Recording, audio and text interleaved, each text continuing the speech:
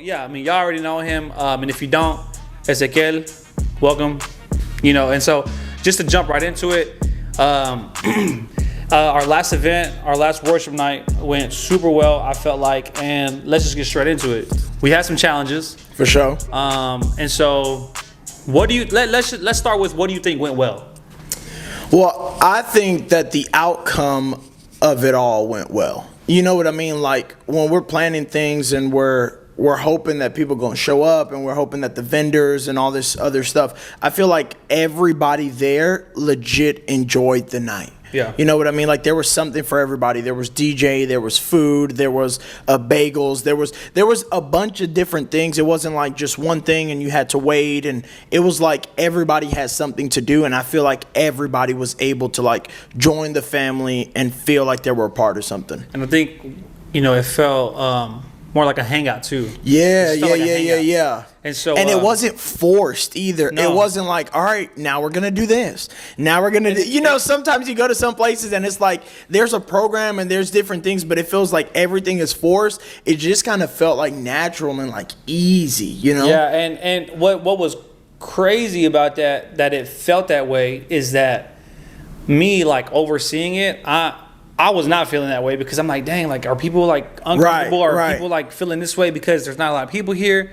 But like you said, or when you think about it, everything felt smooth, hanging out. We had merch, coffee, bagels, taking pictures, you know, like you said. Yeah. I mean, you already said that, but like it just felt smooth. I feel like all the musicians came prepared. Yeah. And usually when I go places or I'm MD, sometimes I feel like there's one or two musicians who just kind of lack.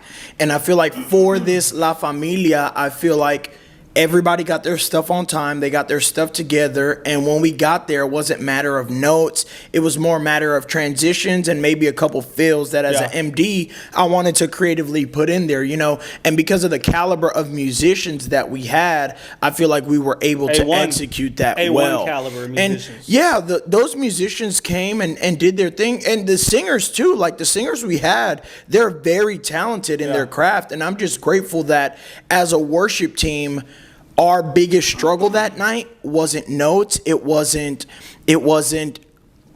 preparation. It was more like on the technical side of things rather than people's preparation to the event, you know? Yeah, I think you know, it went really well with the band. I felt like it was our best, I don't want to say performance, but best execution as a worship team. I think best thus far. I can't even speak. I think the best execution thus far because everybody came prepared.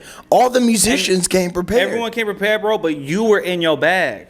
You was in your bag, and I know he not gonna say it, so I'm gonna say it. I mean, and everyone who was there.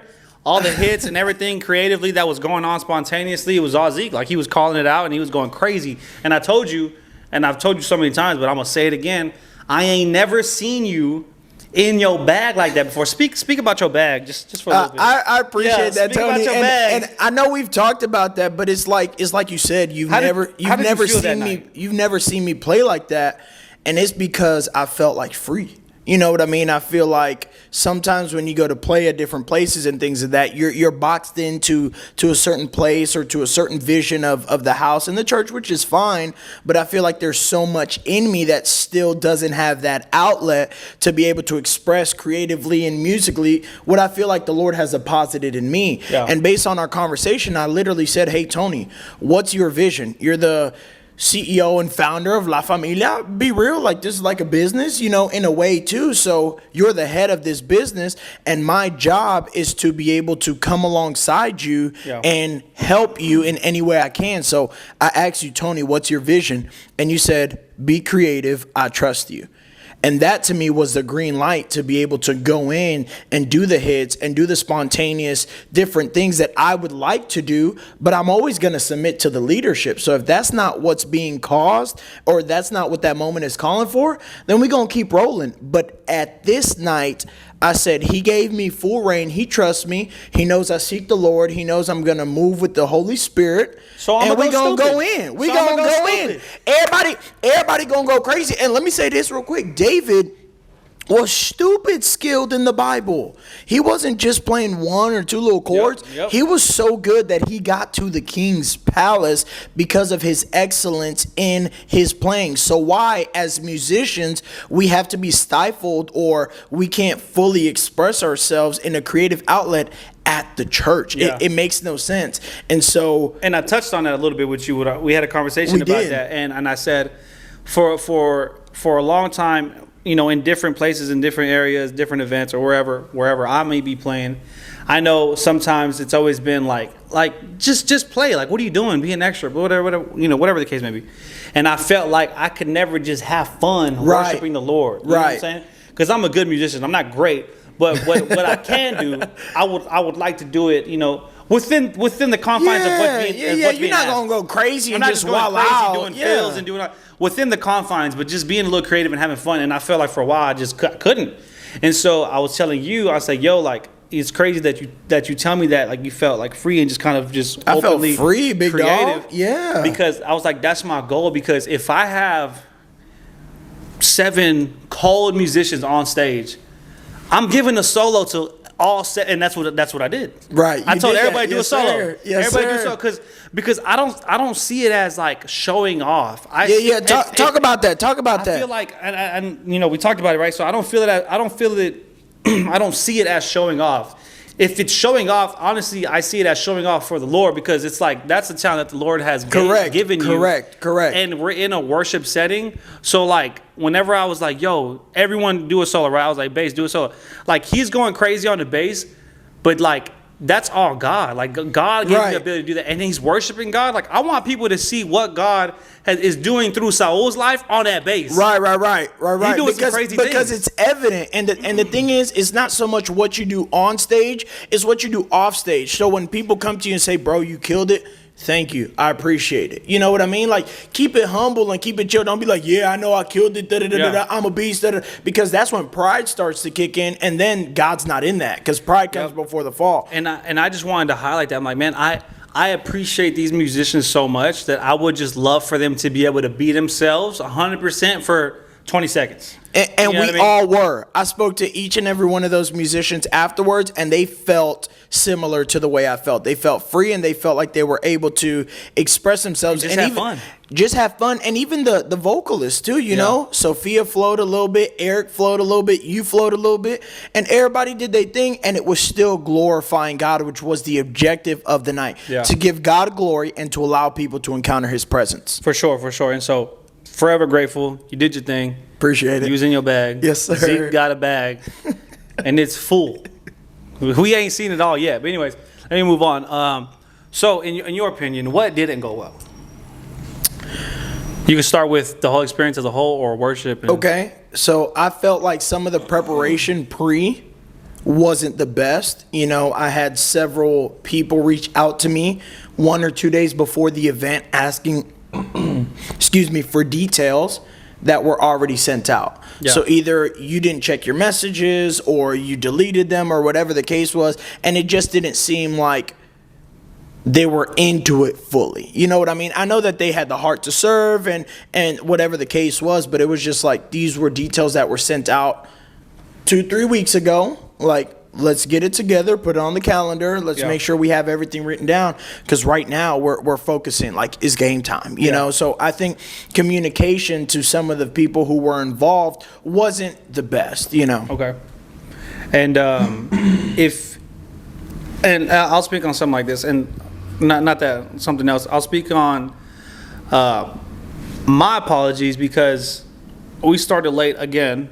And I know that's a big thing with you and with a lot of people. Oh, it was coming. Chill out, coming, big dog. I just didn't start there. I'm still struggling with, you know, with punctuality, but the idea of me wanting people to be there. You know what I'm saying? Like, I want people to be there, and people might be showing up late or running late. And I'm like, dang, like, I want everyone who can possibly be here. So I'm still battling with that. Obviously, you know, next time we just need to start on time, or at least maybe 5 minutes later or whatever, but not 10, 15, 20 minutes later. I feel it. So that's on me, right? But and I'm still struggling with that, and I'm still working on it. But that's one thing that obviously I would change and try to be better moving forward. What were you gonna say? No, I was going to say the tardiness thing too, but I think that had to do with some of the sound and some of the technicality things that we went earlier in the week to kind of flush out. But it's different when everybody's there and everything is connected and everybody's there. I already said that, but it's like one thing to do it. Because we didn't do a run through the day before like we did last time. Because it was on a Saturday. Right. So we were like, let's do day of. And that's usually how Saturday services go. But we felt like it was going to be okay because we had talked to the sound engineer of the house and everything like that. But we were met with some issues that we hadn't been met with thus far. And so that kind of plugged in, everybody's strumming, everyone's right. And so that's no one's fault. It literally is no one's fault. It's just a matter of you don't know until you know. Right. You don't know until you get there, until you're actually like in football, you can run the play all day, but is it going to work when you is it going to work? The defense might come and whatever is going to mess up your play, but it's like we did the best we could with what we had. Yeah. And I think that people didn't notice. You know what I mean? That's always my worry as an MD. Like our ears were messing up and they were coming in and out, but the track for our first song went out mid track. Correct. But we never skipped a beat. Nope. And so although there were technical issues there, it was my responsibility to just, hey guys, we got to keep going. We know the ears aren't exactly what we want them to be, but we just got to keep it pushing. And I think we did that and we were able to accomplish tonight. Yeah, I think I spoke to someone afterwards, and I was getting his feedback because he went to the first one, didn't go to the second one, but it's kept up with what we're doing. And I asked for his feedback. I'm like, man, and I told him about on stage, and I said, man, on stage was crazy, like our ears. And I was telling him the behind the scenes, what was going on while we were up there. Right. And I was like, could you notice? And he was like, no, I couldn't really notice. Everything, everything sounded like good, for the most part and whatnot.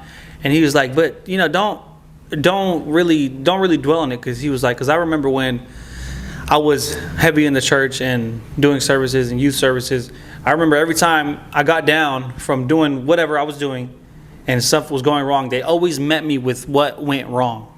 Mm-hmm. Every time I got down from the stage, they always pulled me to the side and said, you did this and this and this wrong. He said, one thing that I admire about y'all is that y'all don't sit there and just dwell on the fact that everything or some things went wrong. Y'all just y'all have fun and y'all keep it moving. So that's how it should be.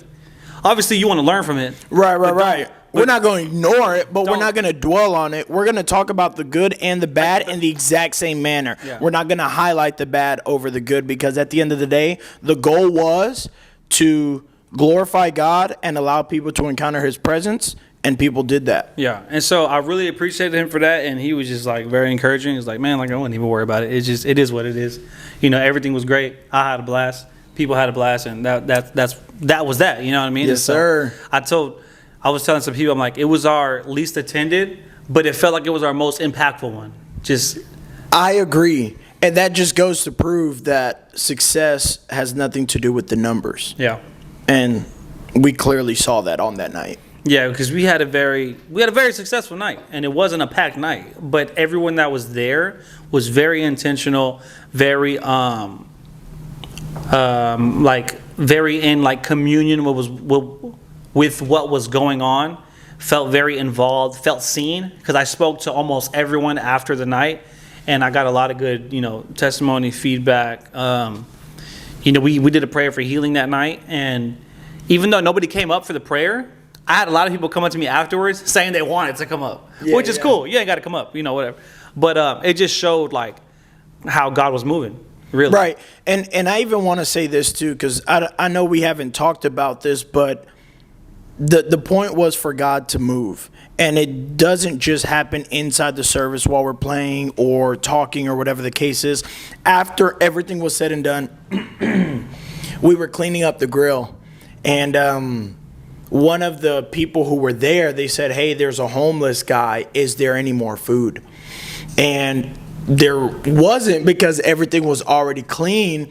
And then there was a plate of tacos left that somebody was going to take, and then they just decided to give it to that homeless person. Yeah. And he came and he sat and he ate, and your uncle, along with the couple who was there, they were able to minister to that guy and to be able to get him refuge for that night. You know, it looked like he had run away from home or whatever the case is. I don't know what their situation was because we were cleaning, but they were dealing with it.